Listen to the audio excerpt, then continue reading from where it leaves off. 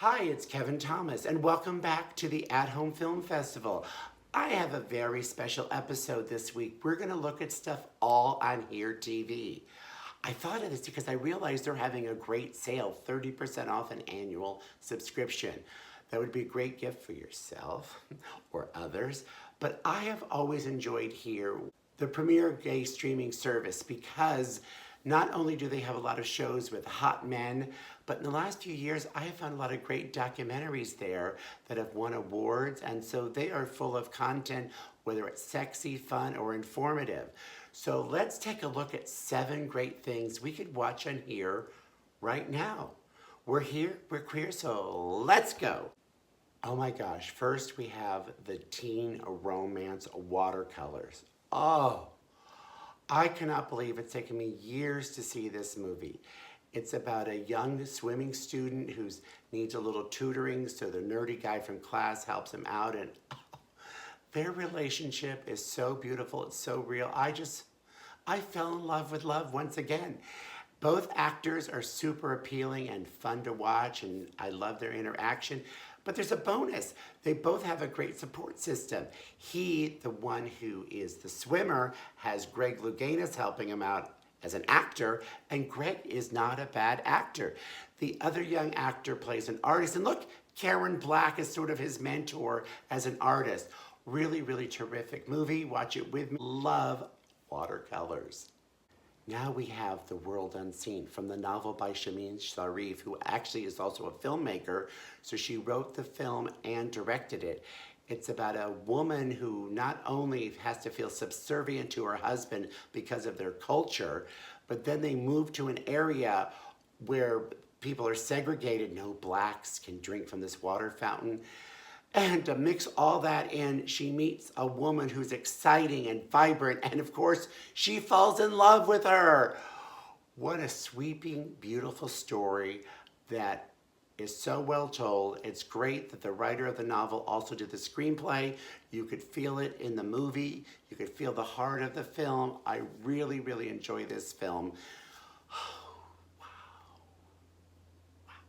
I almost didn't do Holding Trevor because it seemed like your typical young man love story, conflict with his family and his life and differences of type of people are in the world.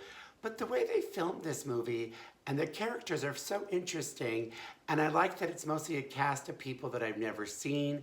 So it's quite a refreshing love story, and I thoroughly enjoyed it.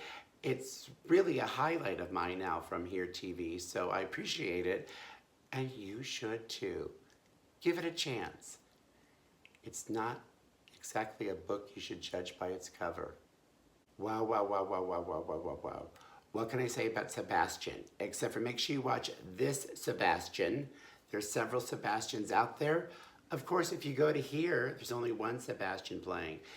But it's about a gay man, of course, we're all good about gay people, who has to go back to his own country because his mother is really sick, and there he faces hate and people who would have him more dead than alive just because of who he is.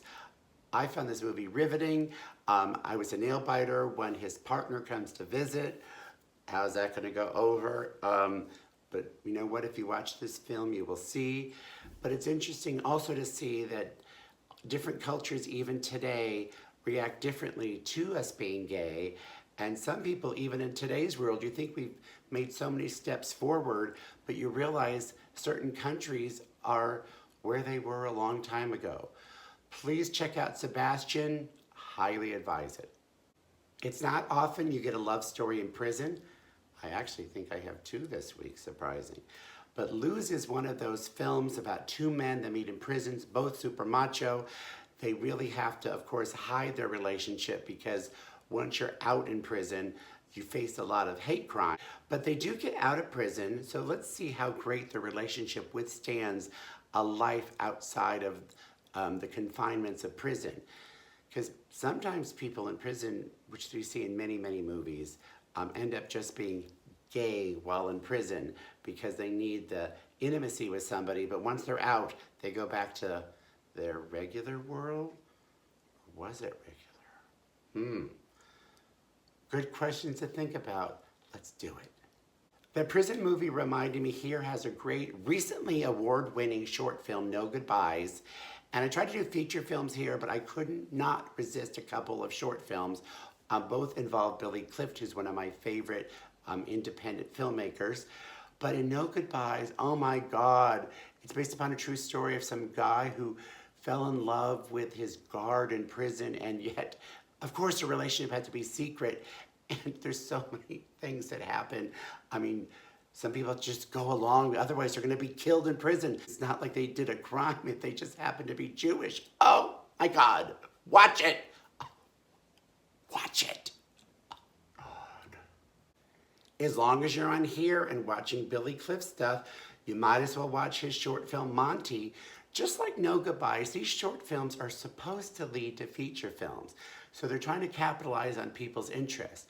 This is about Montgomery Clift. Wait, Montgomery Clift.